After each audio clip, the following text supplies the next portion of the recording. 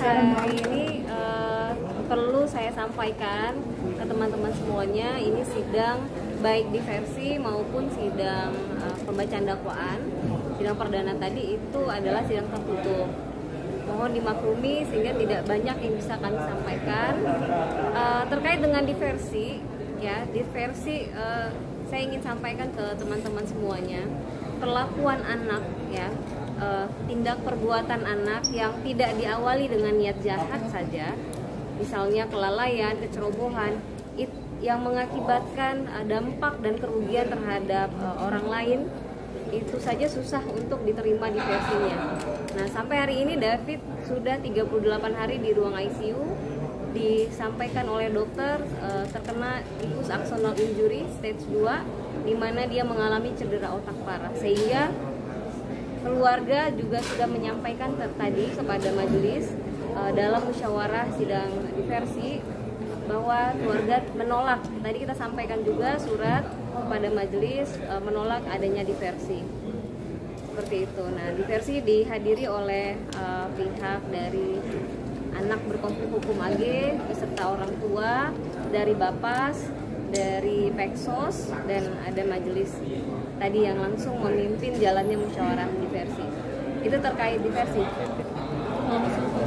Ya, kemudian setelah disampaikan oleh kami terkait diversi tidak bisa dilakukan, maka langsung dinyatakan oleh majelis diversinya gagal. Nah, ketika dinyatakan gagal, langsung diagendakan. Pada saat itu juga kita turun ke bawah, masuk ke ruang sidang anak untuk agenda pemeriksaan. Yang pertama itu sidang pembacaan dakwaan. Begitu. Nah, pembacaan dakwaan kami selaku kuasa hukum dengan perwakilan keluarga tadi, pamannya anak korban David menghadiri, mendengarkan langsung pembacaan dakwaan.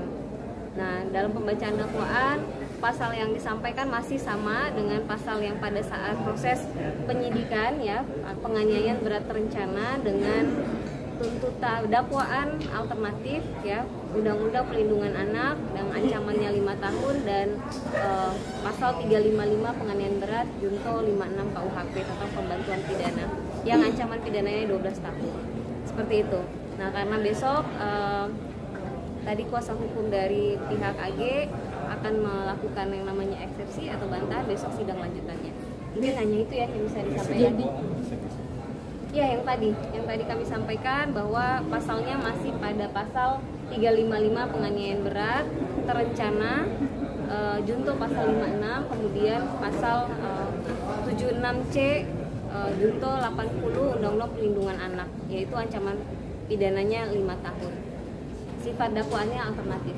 Yang dijelaskan di jaksa dalam dakwaan itu soal peran AG tadi apa Mbak Chandra? Ya, itu dijelaskan tidak jauh berbeda dari rekonstruksi. Mungkin baru sebatas itu ya yang bisa saya sampaikan, tidak bisa lebih jauh karena ini sidang tertutup. Mohon kita bersama menghormati proses hukum ini. Kami dari pihak David Ozora terus berharap doa. Pada hari ini juga David belum keluar dari ruang ICU, dan kami sangat berharap dan yakin majelis hakim yang memeriksa perkara ini akan lebih berpihak kepada anak korban David Ozora ini, mengingat dampak yang dirasakan oleh David ini sangat-sangat berat, ya, bahkan bisa mengalami cedera otak yang sifatnya permanen. Kami yakin hakim dalam melakukan judicial note ini akan benar-benar terukur terhadap semua hak-hak pemenuhan terhadap korban.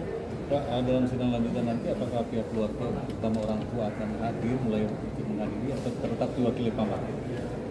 Nanti di dalam sidang anak ini tentu orang tuanya Ananda David akan hadir karena beliau juga sudah sempat diperiksa, jadi akan memberikan kesaksian di dalam persidangan tertutup ini.